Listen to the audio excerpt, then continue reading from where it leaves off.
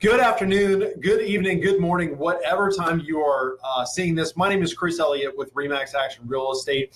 I am a local realtor here in the Richmond Marketplace. Wanted to record a quick market update. We made a commitment for the indefinite future to update our clients, our client base, our social media channels, anybody under the sound of our voice with a state of the market update once a week to give you not only some local news about the real estate market, but also national news about the real estate market and what that means for you as either a homeowner, somebody looking to buy, or somebody looking to sell.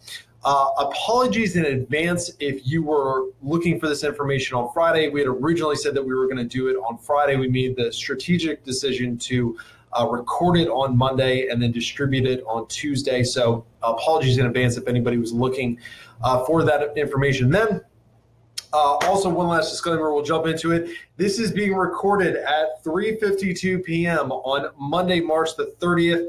I'm finding it more and more relevant to timestamp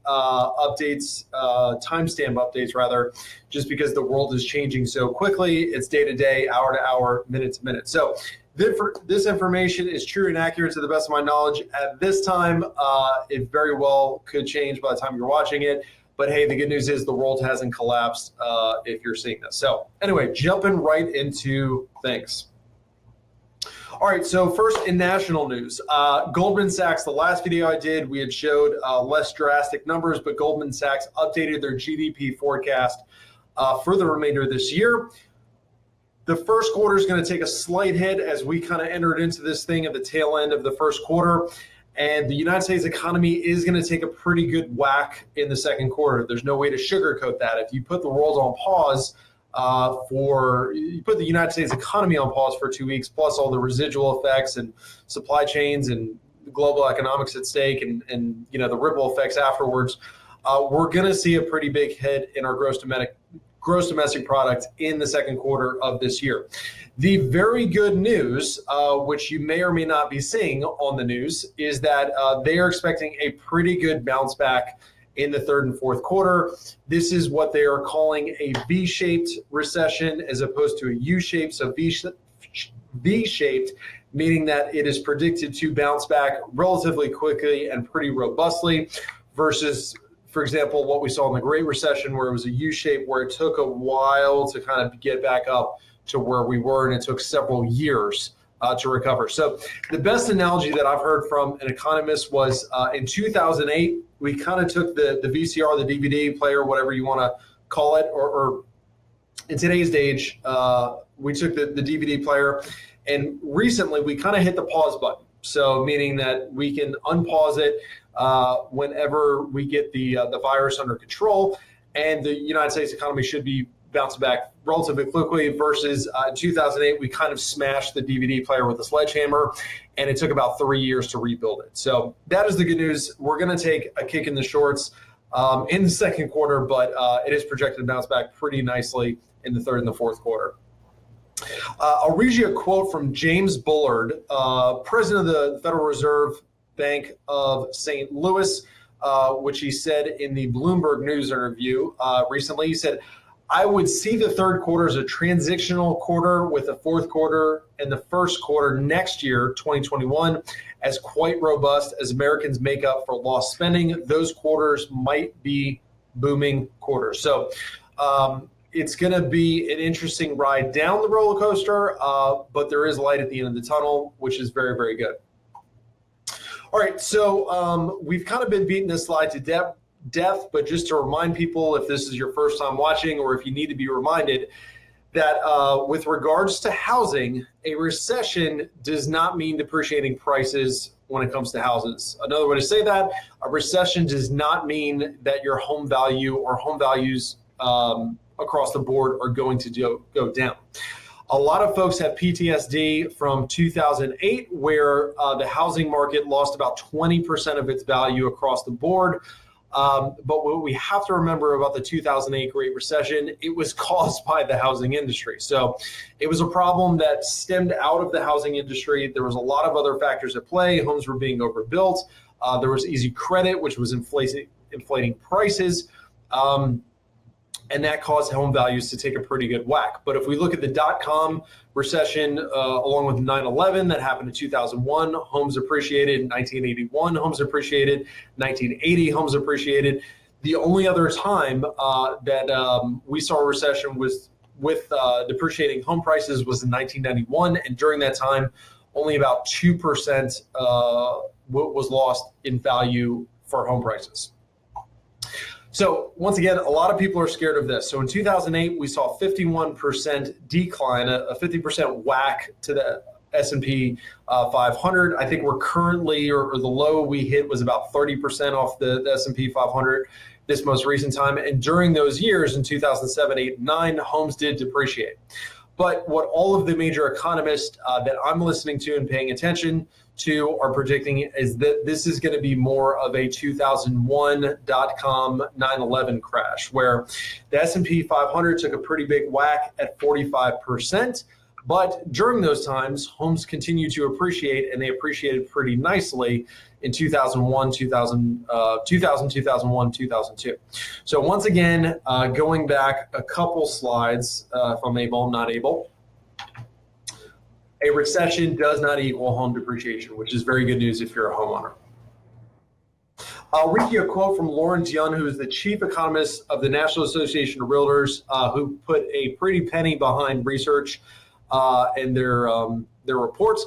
The temporary softening of the real estate market will likely to be followed by a strong rebound once the economic quarantine is lifted, and it's critical that supply is sufficient to meet up pent demand, meaning we're still going to have a demand problem, which is going to continue to cause us to be in a hot market with homes continuing to appreciate, because simply demand is overwhelming and will continue to overwhelm supply. All right, so what does this mean for us on a local level? So what I've done over the last 3 weeks is I've tracked the market hot sheet, the statistics for a local Richmond market. So what I'm going to do, I'm going to take you through this on a price point by price point level. In my professional opinion, a Richmond market has 3 tiers or 3 price brackets. You have 0 to 300. You've got 300 to 600, and then you have 600 plus, which is considered the high-end market. 0 to 300 being starter homes, 300 to 600 being the kind of that secondary home market or the middle price point. So the graph is not as intuitive as I would like, but the blue represents all of the activity from March the 5th through March the 11th. The yellow bars, or the red bars rather, showcase data from March the 12th through March the 18th. And the yellow being the most recent week that we have the data on, March the 19th through March the 25th. So looking at the price points as 0 to 300,000, as you can see, coming soon listings actually increased. Those were, some sellers have the option or take the option to put their listings in coming soon status, meaning, hey, I'm going to load in the MLS, but I'm not going to showcase it to the world just yet. Active listings are homes that are actively hitting the market, ready for showings. Pending listings are homes that are actually going under contract. And as you can see in this last week, those dropped from about 225 to 200. I can tell you, though, from experience, that is still a very, very hot price point. I personally had a $240,000 brick rancher that hit the market this past Thursday. By 5 p.m. on Friday, we had 5 showings. We had 2 offers, and the property went under contract at a very, very nice price. I can't share what because it's still a pending contract, but even though these pendings took a little bit of a dip, it's still a very, very hot price point. And if you talk to any realtor within our marketplace that's doing business, they will tell you that is very much still the case. Closed listings, those dropped a little bit. The good news is their homes are still closing. A lot of folks were concerned that the attorneys and the title companies and the mortgage companies were going to close, thus not allowing real estate to continue. But we are still seeing where pending transactions are continuing to close.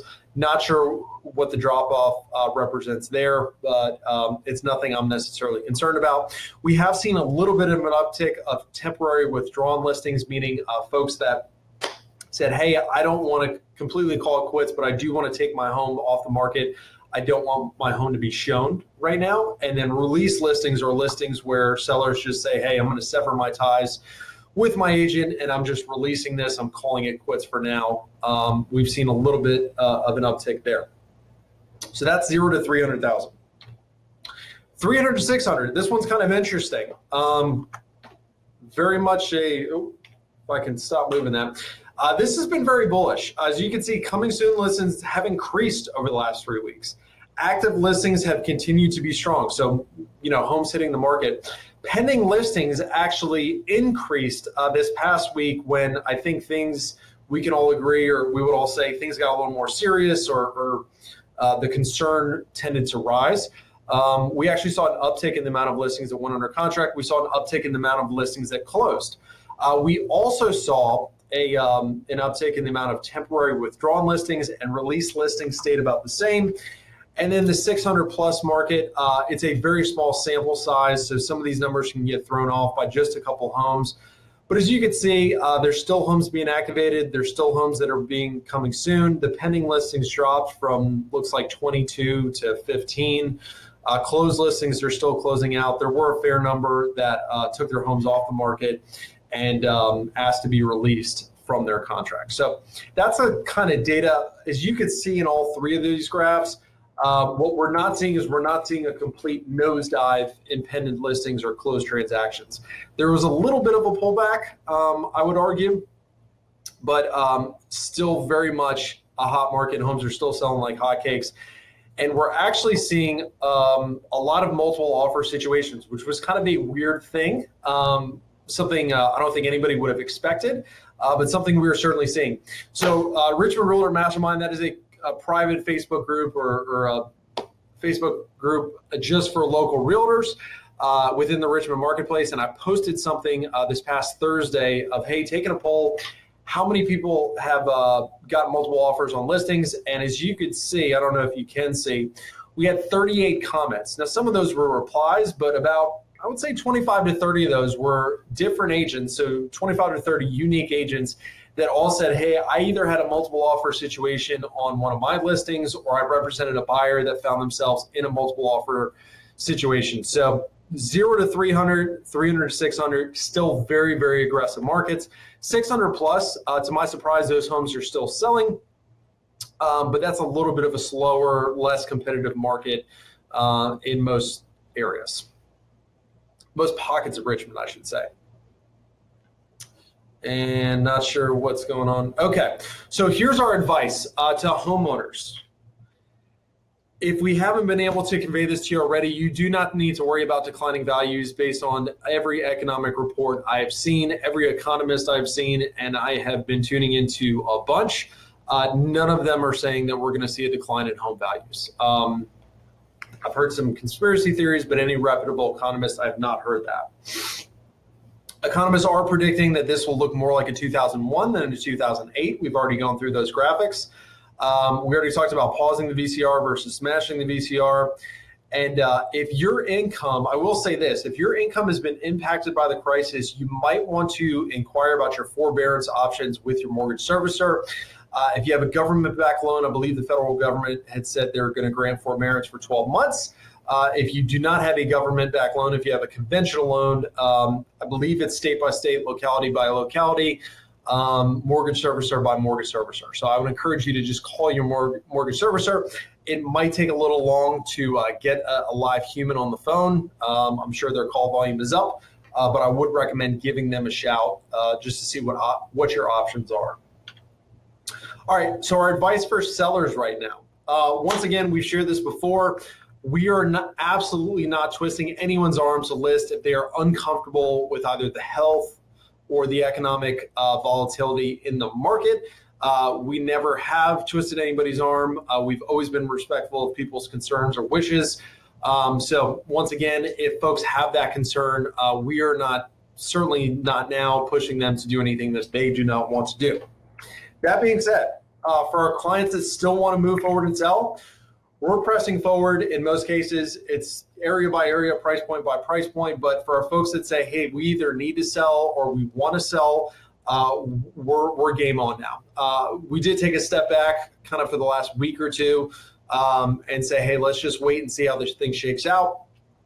But at this point, I feel like we have enough data, enough sense, enough of a pulse on the market to say that unless unforeseen tragedy comes down the pipe, unless this thing takes a really weird turn, we're seeing that it's game on. It seems as if the underlying fundamentals going into this, low interest rates, short supply, demand, are continuing to kind of beat out any concerns folks have about the health aspects or the market. We talked about it's area by area, price point by price point. This is the property I mentioned to you in 9207 Lawndale. If you want to just see it for yourself, I believe you could see this as a pending listing on either Zillow or Realtor.com. We had 5 showings in 2 days, multiple offers, and we ratified a contract within 32 hours of the listing being activated, and we ratified a pretty good offer. What we are doing now more than ever, so we've always done virtual tours on a property, but they are more and more important. What we are seeing with buyers is they're spending more and more time qualifying and scrutinizing a property, looking at it online before they go out and see it. I think everybody wants to minimize the amount of time that they're or the amount of times they're in somebody else's home. So those video tours that we've always done are becoming more and more important now because folks are doing that. We're doing virtual open houses for some of our listings where we're stopping by and we're walking through the property on Facebook Live. We're willing to do virtual showings for any prospective buyers that say, hey, we'd like to just kind of have somebody walk through the house before we have to. We're still seeing where buyers want to walk a property themselves before they're comfortable writing an offer, but of course we're doing everything we can with virtual showings to accommodate or at least to create enough interest and entice them to come out and see the property in person. We're leaving Clorox wipes in all of our listings. We're using latex gloves ourselves if we need to go out to a property to photograph or anything, just so we're doing there. And we are also encouraging not only my own staff, but also anybody showing our homes to practice social distancing and best health practices there. But the margin for error has been trimmed. So what do we mean by that? So this is kind of where I pull out my crystal ball a little bit. We've seen a little bit of a pullback from buyers, and we probably will continue to do so until kind of the pandemic subsides. So we were in a very hot market. We're still in a good market, but kind of the sins of, let me see if I put this in there. Yeah, so this is very similar conditions to fall and winter market. So homes continue to sell through the fall and the winter. They sell for great prices through the fall and the winter. But with less buyers out there, you have to adhere to best practices. What do I mean by that? Staging a property, making sure it's clean, making sure it shows well, doing the things that your professional agent is recommending that you do to get a home ready. Good photography, good videography, good marketing, hiring a professional agent that knows what they're doing.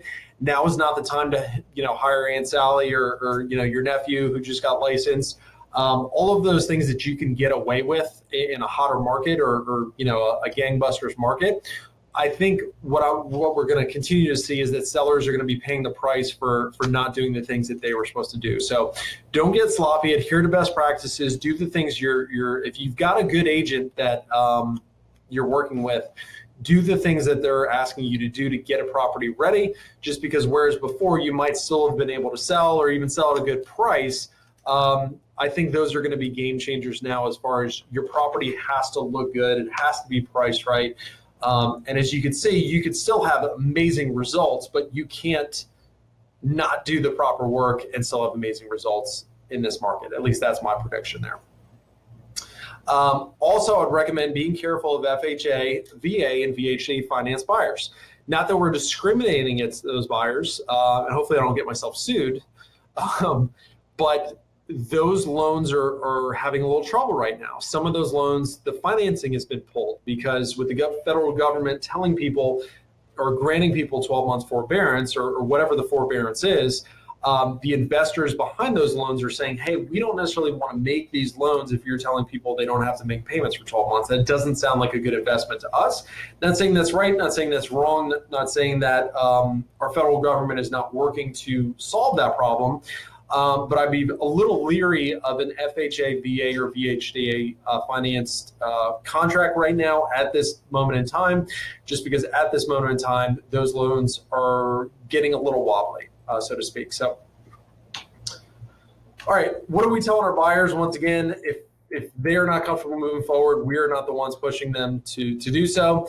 I'm also telling folks that, hey, if your job or industry has been impacted or is predicted to be impacted, you may want to pause your home search. If you are in the food, hospitality, entertainment, travel business, or you work for a business that has been deemed a non-essential business and is closed right now, may not be the best time to run full speed ahead, buying a home, making financial obligations if you potentially are going to lose your job. So I might not be the most popular person by saying that, but I think you got to be smart here if you're working in an industry that is set to be affected or already has been affected by what's going on. Do your research on properties before to minimize the number of showings. So, whereas before buyers would reach out to us and say, hey, we want to see these 2-3 properties. We don't think they're going to be a fit, but we want to just see them anyway. We're encouraging people just, hey, you might want to rule out those ones that probably aren't a fit, or at least do as much research ahead of time to minimize the number of showings, just for your own health and safety and that of your agent. We're taking the necessary health precautions, gloves, wipes, social distancing, all of that we're doing also with our buyer clients. And if you are looking to get a VA, FHA, or VHDA loan, even if you have a pre-approval letter in hand, you might want to call your mortgage lender or have your real estate agent call your mortgage lender and confirm that your loan will be approved and funded. Those are the two magic words, approved and funded. If you're under contract, you might want to call your lender and confirm that your loan has been approved and will be funded. We're on somewhat unsteady ground with these 3 loan categories, but some lenders are able to make these loans work, others are not, so you want to ask your lender specifically. So, guys, that is what I have for you for the market update today. Once again, March the 30th. If you have any questions or concerns, let me know. If you like what you saw, we're going to continuing to be putting out videos relevant to the pandemic. Like, share, comment, email me back. If you have questions, concerns, let me know. If you are in that category of somebody that wants to move forward or at least start the process of, hey, I want to see what buying or selling looks like. I want to know the steps involved. We are happy to set up either a phone call or a Zoom interview call with you where we can walk you through the steps, maybe things that you can be doing now, even if you're not comfortable leaving your house, to prepare yourself to either move forward now or even move forward down the road later this year. So thank you guys for tuning in. Let me know if you have any questions, concerns. Appreciate your time, and we'll see you on the next video.